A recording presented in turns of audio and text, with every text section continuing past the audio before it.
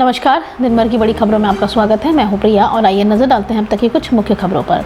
सबसे पहली खबर, सुप्रीम कोर्ट ने मंगलवार को पतंजलि के औषधीय उत्पादनों पर भ्रामक विज्ञापनों पर अपने निर्देश का उल्लंघन करने के लिए बाबा रामदेव को कड़ी फटकार लगाई है। इस दौरान योग गुरु बाबा रामदेव अदालत में मौजूद थे और उन्होंने बिना शर्त माफी मांगी है। सुनवाई के दौरान कोर्ट ने पतंजलि की तरफ से दाखिल हलफनामे पर असंतोष जताया है।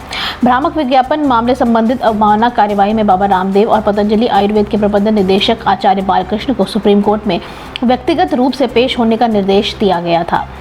मामले पर सिर्फ पतंजलि ने हलफनामा दाखिल किया है, इसमें एमडी बालकृष्णन है। बाबा रामदेव को व्यक्तिगत रूप से भी हलफनामा देना था। बाबा रामदेव के वकील ने कहा कि रामदेव व्यक्तिगत रूप से पेश होकर माफी मांगना चाहते थे। कोर्ट ने कहा है कि हलफनामा पहले आना चाहिए था। क्या कोर्ट से पूछकर हलफनामा लिखेंगे? कोर्ट को इस रवैये को अस्वीकार करता है। कोर्ट के इस बात पर सवाल उठाया है कि इस 21 नवंबर को कोर्ट ने हलफनामा देने के बाद भी पतंजलि ने भ्रामक विज्ञापन दिया। रामदेव ने अगले दिन प्रेस कॉन्फ्रेंस भी की। रामदेव के वकील ने कहा है कि उनको सबक मिल गया है। वकील ने कहा है कि हमारी तरफ से अवमानना कार्रवाई को अंजाम तक पहुंचाने पर भी सबक मिलेगा। केंद्र सरकार की तरफ से सॉलिसिटर जनरल तुषार मेहता ने दखल दिया और कहा कि वकीलों से बात कर उचित हलफनामा दाखिल करवाएं। मेहता ने यह भी कहा है कि एलोपैथी की आलोचना नहीं हो सकती, यह कहना गलत है। याचिकाकर्ता IMA को ऐसे दावा नहीं करना चाहिए। कोर्ट ने कहा है कि इस पर हर दवा पद्धति की आलोचना हो सकती है। अगली खबर, उद्धव गुट के सांसद संजय राउत ने बीजेपी पर बड़ा आरोप लगाया है। उन्होंने ईवीएम को लेकर भी कई सवाल उठाए हैं। संजय राउत ने कहा है कि ईवीएम को हम लोकतंत्र नहीं मानते हैं, इससे हमको पता नहीं चलता है कि हमने किसको वोट दिया है। बैलेट पेपर से हमको पता रहता है कि हमने किसे वोट दिया है। हमने कहा था कि बैलेट पेपर से चुनाव हो, लेकिन बीजेपी हमारी बात नहीं सुनती। कई बड़े देशों में बैलेट पेपर से चुनाव होते हैं। संजय राउत ने आगे कहा कि बीजेपी एक बार बैलेट पेपर से चुनाव करने की हिम्मत तो दिखाए। बीजेपी को ईवीएम से इतना प्यार क्यों है? क्या कोई घोटाला है? ईवीएम के माध्यम से क्या कोई घोटाला करना चाहती है बीजेपी? कुछ महीने पहले भी सांसद राउत ने ईवीएम पर सवाल उठाए थे। पिछले साल मध्य प्रदेश, छत्तीसगढ़, राजस्थान में हुए विधानसभा चुनाव को लेकर संजय राउत ने बीजेपी पर निशाना साधा था।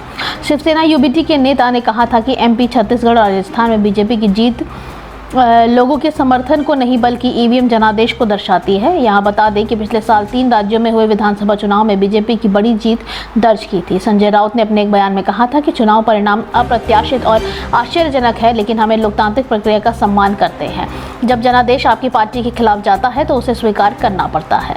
अगली खबर, दिल्ली की मंत्री आतिशी ने आज प्रेस कॉन्फ्रेंस कर एक बड़ा खुलासा किया है। उन्होंने कहा है कि ईडी मेरे घर पर छापेमारी कर सकती है और आने वाले दिनों में मुझे भी जेल में डाल सकती है। वहीं उन्होंने यह भी कहा है कि सौरभ और राघव चड्ढा को भी गिरफ्तार किया जा सकता है। आतिशी ने कहा कि अरविंद केजरीवाल अपना इस्तीफा नहीं देंगे। आम आदमी पार्टी के नेता आतिशी ने खुलासा किया है कि भाजपा के एक नेता ने उनसे करीबी से संपर्क साधा है। उन्होंने बोला है कि आतिशी को अपना करियर बचा के रखना है तो वे जल्द ही भाजपा में शामिल हो सकती है, अन्यथा उसे भी गिरफ्तार किया जाएगा। उन्हें मालूम हुआ है कि भाजपा आम आदमी पार्टी को कुचलना चाहती है। इस कड़ी में उनके साथ साथ सौरभ भारद्वाज, राघव चड्ढा और दुर्गेश पाठक को भी जल्द गिरफ्तार किया जा सकता है।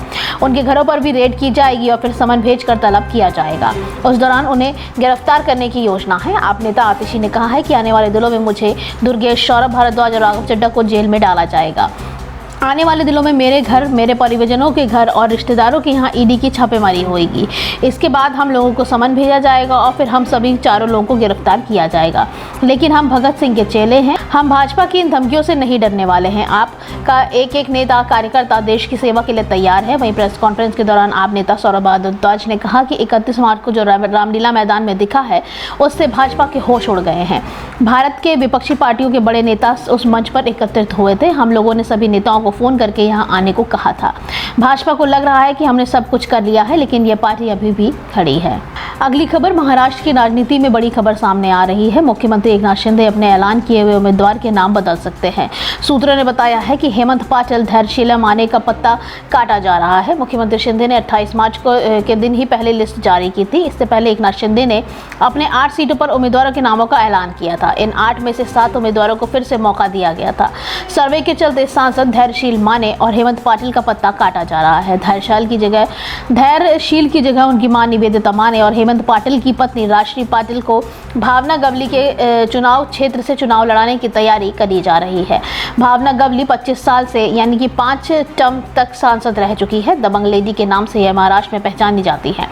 शिंदे के साथ कुल 13 सांसद बागी बनकर आए थे। उनमें से भावना गवली, हेमंत पाटिल, धैर्यशील माने, हेमंत गोडसे, कृपाल तुमाने जैसे नेताओं का टिकट काटा गया है।